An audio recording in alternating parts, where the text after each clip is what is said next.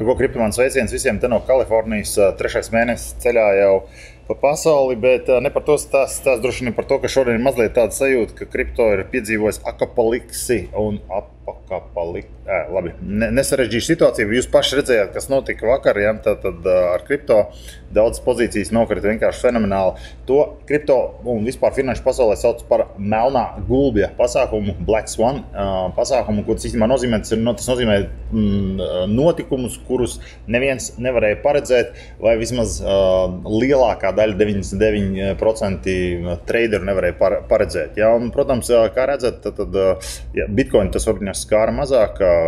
Pie tam labā ziņa ir tā, ka ja jūs izmantojot šo situāciju varēja labi nopelnīt, bet labi, jebkurā gadījumā tad ir jābūt papildus tirgus zināšanām vai zināšanām kā tādām, kā treidot. Ethereums, protams, izskatījās visbēdīgāk, ja? Tad šie tie milzīgie kritumi šeit un, protams, lēnām mēs atkopjamies, kas ir normāls process. Ja? Vai tas ir saistīts ar visu to, ko paziņoja Trumps, vai tas bija plānots pasākums, spekulācija, to mēs parasti uzzinām tā kā vēlāk, bet vai jautājums ir pats svarīgākais, vai mums vēl šobrīd ir iespēja nopelnīt un kurā vietā? Mums, protams, ir daudz un dažādi veidi, kādos mēs izmantojam savu riska kapitālu pelnot kriptovalūtas un ne tikai kriptovalūtas. Ja? Jūs zinat, mēs treidojam Forex, mēs treidojam arī zeltu un naftu un visas pārējās lietas, bet tas ir tā daļa, kur mēs treidojam. Bet šajā kanālā mēs runājam par kripto un tātad gribās tikai atgādināt, ka bija tāds laiks, kad šīs te zaļās vārdas bija ļoti populārs. Tātad PP Unchained bija viena no tām monētām, kur izmantojot savu stratēģiju, kuru mēs neslēpjam, mēs viņu rādām kriptomānijā, mēs rādām viņu vēl padziļinātāk savos kriptomānijas kursos, kurus jūs varat tā kā gan bezmaksas apskatīties, gan arī, teiksim, samaksāt kāpēc viņu kriptomānija.lv.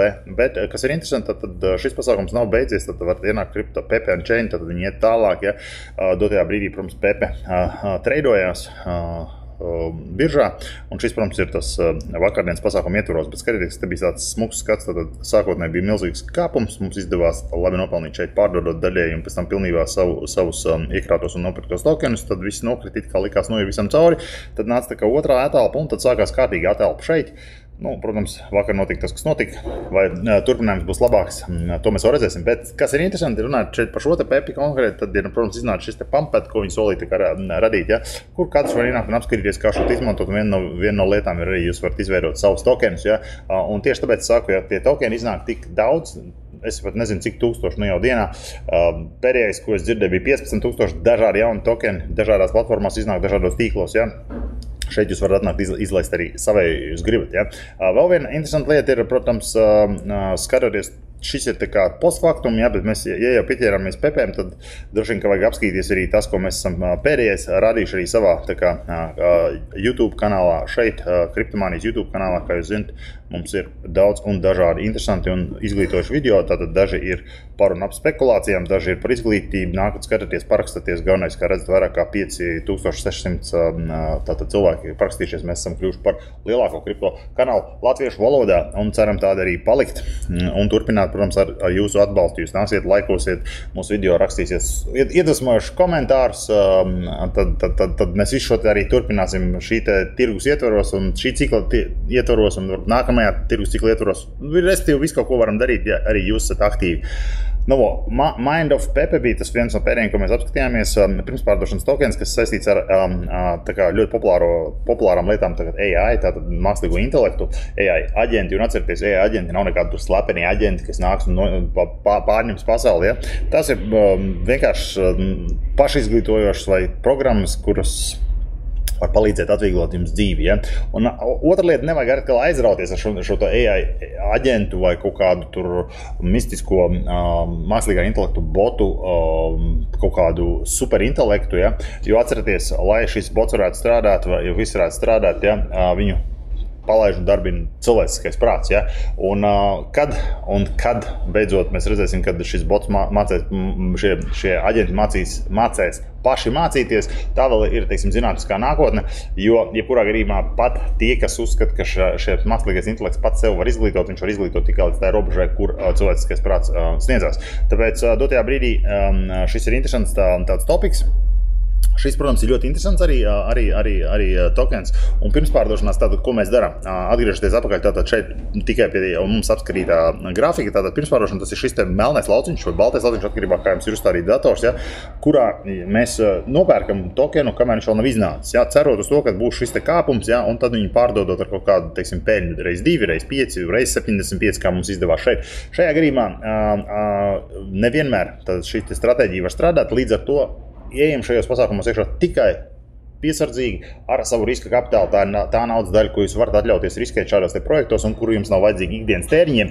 Līdz to gadījumā, ja jums neizdosies šis te noķert šo te kāpumu vai tāds kāpums vispār nebūs, ja, tad jums nebūs jākoš pirkstos un tā kā jānožēlo, kad jūs piedalāties. Savukārt, ja izdosies, tad, jā, protams, sitiet sev uz pleca, esmu malicis, ja, reiz 2, reiz 5, reiz 10 uztaisīju un tā tālāk. Tāds ir šis te pasākums. Skatieties, šis te pasākums nepilns pusotras nedēļas laikā savācis ir gandrīz tuvu jau 5 miljonus. Visdrīzāk, ja mēs šo te tagad jau atsvaidzinātu, varbūt viņos jau būtu vēl vairāk, ja tā kā tāds pasākums. Bet pats lielākais trakums, tā kā, nu, kas vispār, ko es esmu redzējis šajā te tirgus ciklā, ir šis te viena lapele Pepe, Wall Street Pepe, ja, vai paskatieties Vepe. Paskatieties šo te summu. Viņi raksta ar vien mazākiem cipariņiem šo te, bet $68 miljoni ir savākt pirmspārdošanā. Tas nozīmē tikai to, ka kripto trakums ir tik traks, ka trakāks viņš vairs nevar būt. Jā, pat neskatoties to, ka, nezinu, tur simtiem tūkstoši cilvēku vakar zaudēja kriptā nauda dēļ tā tirgus pasākumu, ko mēs runājam šeit sākumā, joprojām cilvēki cer nopelnīt. Ja jums ir tāda arī cerība izmantot šo te pašu faktu, tātad Pepe, viss, kas ir saistīts Pepēm, šis tad ir jau esošs pasākums un joprojām tad maksā ļoti labas, tātad skatīties dividendes, ja gadījumā neesat to pārdevuši, var vēl nopirkt un iesteigot, tā kā principā opcijas ir dažādas. Un kā vienmēr jāsaka, mēs gan rakstam to parasti komentāros, bet, nu, teiksim, kā vienmēr jāsaka, mēs neesam finanšu konsultanti, mēs jums tikai rādam, kur mēs liekam savu naudu un ko mēs ar to daram, kad mēs vinnējam, kad mēs zaudējam, jūs to visu zinat caurspīdīgi šeit. Jā, bet VP tokens, protams, pārsteidz ar šo te milzīgo pirmspārdošanu. Jautājums, protams, ir, ko un kādā veidā šis tokens tiks launčots un cik liels tas šāviens uz augšu būs un cik pēc tam liels kritums būs. Jā, nu, principā, tā šeit galvenokārt tā ir tas, kā cilvēki cer šeit nopelnīt. Ja? Nu, mūsu gadījumā ir ļoti līdzīga stratēģija, tikai vienīgā stratēģija tā, ka mums ir stratēģijas, teiksim, kaut kādi parametri, kad mēs nopērkam šo tokenu, ko mēs viņu darām, piemēram, vai mēs viņu iesteikojam, vai mēs iesteikojam viņu visu, vai mēs daļu atstājam, tātad, lai varētu pārdot šajā te pirms palaišanas brīdī, ja, jo bieži vien ir tā, ka stakings ir ierobežots kādām 7 dienām, pa 7 dienām bieži vien ir jau diezgan liels kritums. Tāpēc, savukārt, otra daļa, ja jūs laicīgi nopirkat, jūs varat daudz nopelnīt tātad šīs te papildus monētas un arī pat pie liela krituma jūs varat iziet diezgan labā situācijā. Tā kā šeit strateģijas dažādas. Starp citu, ja gribat zināt daudz vairāk par kripto un esat pilnīgs tā kā, nu, vēl nezinātājs, ja, un gribat zināt, kādas strateģijas izmanto kripto mānija, tad, jā, mēs 4 reizes gadā taisam Latvijā, Rīgā dzīvos seminārs, tad klātienē, kur jūs varat mūs satikt, atnākt, piedalīties, ja, no nulītes līdz pat tam, kad jūs sapratīsiet, kas un kā notiek. Ja. Parasti mēs iepriekš izziņojam laicīgi, tad sekojiet līdz informācijai mūsu mājaslapā kriptomānija.lv. Kriptomānija.lv pie sadaļas semināri. Tātad, kad būs šis seminārs šogad, mēs plānojam viņu martā, tāpēc sekojiet līdzi, esat aktīvi, ja ir kaut kādi jautājumi, varat ar mums sazināties rakstot e-pastu kriptomānija.lv vai arī Telegram kanālā. Visa informācija ir zem šīta video. Tātad, ja jums patīk šīs te lietas, ja jūs gribat apgūt kriptovalūtu, ja ne šajā ciklā nopelnīt, tad zinat, ka tirgus ir ciklisks, nozīmē, ka tad, nu, reiz 2, reiz 4 gados notiek kaut kāds masveida liels pārmaiņas. Un, ja jūs gribat nopelnīt daudz, tad jāsāk mācīties ir šobrīd, pat ja mēs esam nosacīti kādu buļļu tirgus kaut kādā varbūt pat augšējā daļā jau, un sagaidām tagad kaut kādu korekciju nākamo 3-4 mēnešos, un pēc tam viņās lāči tirgu ilgāku laiku, tad jā, ir fantastiskas stratēģijas, kuras var izmantot šajās tirgus laikos un pelnīt.